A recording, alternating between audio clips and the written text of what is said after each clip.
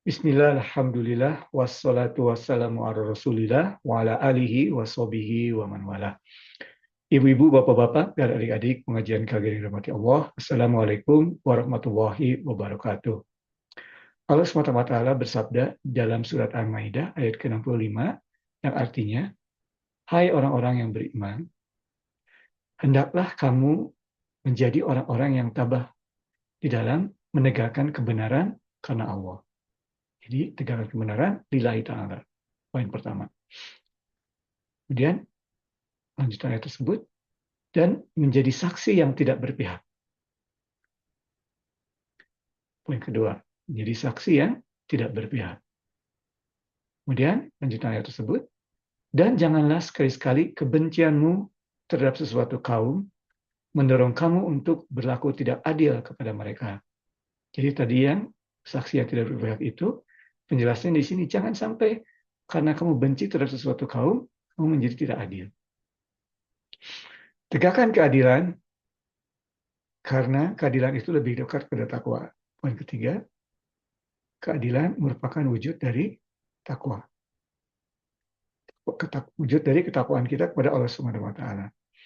Dan bertakwalah kepada Allah, sesungguhnya Allah Maha mengetahui apa yang kamu kerjakan. Surat Al-Maidah ayat ke-65, Maha benar Allah dengan segala firman-Nya. Nah, ibu-ibu, bapak-bapak, dan adik pengajian kalian Allah, surat Al-Maidah juz yang ke-6. Surat Al-Maidah ini diturunkan pada tahun ke-10 setelah hijrah. Berarti tahun terakhir dari risalah Nabi. Ya, ini tahun terakhir sebelum Nabi Muhammad SAW wafat di Madinah. Dengan demikian, topik dari atau tema dari surat ini utamanya adalah dua hal. Pertama adalah penghujung dari syariat-syariat Islam. Jadi sebutkan sebelumnya ya, surat-surat Madinah itu padat berisi dengan syariah-syariah, hukum-hukum Islam. Dari mulai tahun pertama hijrah hingga tahun ke-10 hijrah. Ya, dari mulai surat Al-Baqarah, Ali Imran, An-Nisa, ya, itu sekitar tahun pertama dan kedua ketiga hijrah. Dan ini Al-Maidah tahun ke-10 hijrah. Syariat Islam. Kemudian topik yang kedua atau tema yang kedua adalah bagaimana melaksanakan dakwah terhadap ahli kitab maupun kaum-kaum lainnya. Ya, Beduin, kemudian orang-orang yang tidak beragama ya di pada saat itu, bagaimana cara memanggil mereka terhadap Islam. Orang Persia ya juga yang beragama Majusi, mengajak mereka kepada Islam. Nah, ini karena ini tahun ke-10 Nabi Muhammad wafat di tahun ke-10, makanya wisdom dari Allah pada surat yang diturunkan di tahun ke-10 ini banyak sekali cara-cara untuk memanggil kaum-kaum lainnya terhadap Islam. Karena Rasulullah SAW mulai menyebarkan agama Islam, mulai menulis surat kepada raja-raja di sekitar Jazirah Arab untuk memanggil mereka terhadap Islam. Dan itu dilanjutkan oleh khalifah-khalifah yang selanjutnya. Jadi dua ya tadi tema utama dari surat Al-Maidah. Nah, kembali kepada ayat tadi ya, adil ya, justice dalam bahasa Inggrisnya ya. Nah, ini merupakan salah satu nama dari Allah, Asmaul Husna, Al-Adil. Allah sendiri menamakan dirinya sebagai Al-Adil, salah satu nama Allah. Justice, ya, keadilan. Jadi ini penting, Allah sendiri memberi nama dirinya Al-Adil. Ya. Dan adil itu merupakan satu prinsip yang utama dalam Islam. Penting bapak-bapak dan adik-adik remaja laki-laki, setiap sholat Jumat kita mendengar ajakan dari khotib, innallaha, atau khotib yang membacakan ayat tersebut ya, ajakannya dari Allah, innallaha ya'muru bil adl. Yang pertama ya, bil adl wal ihsan wa ita'il qurba, dan selanjutnya hingga akhir ayat tersebut. Yang disebutkan pertama, ya'murukum bil adl.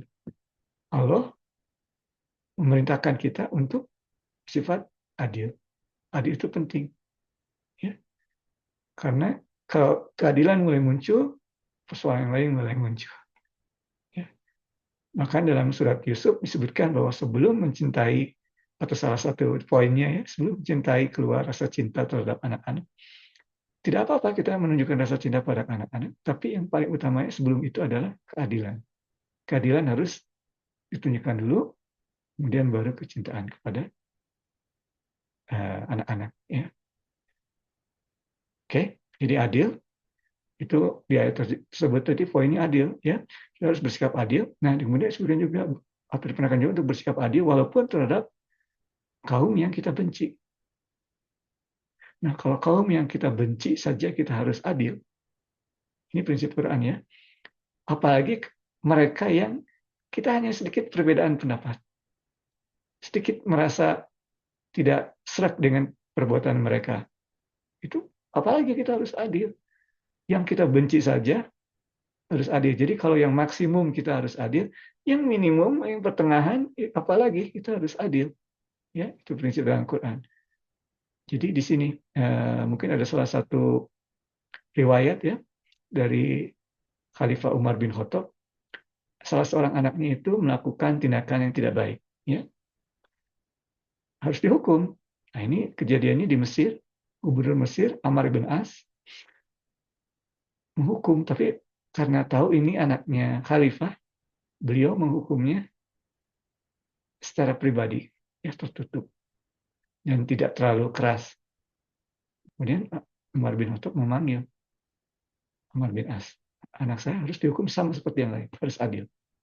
Jangan sampai ada pembicaraan rakyat, oh ini anaknya Khalifah tidak dihukum karena dia anak Khalifah. Tidak mau Umar bin Khattab.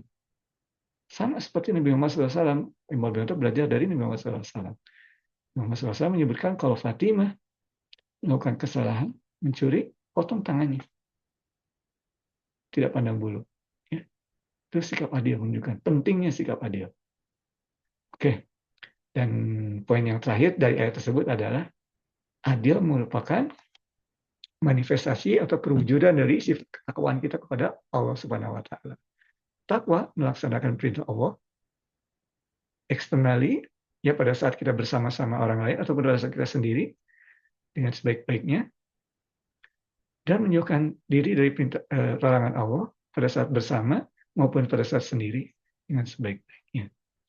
Kalau kita melakukan itu, salah satu yang muncul atau bersemi dari sifat itu adalah sikap adil.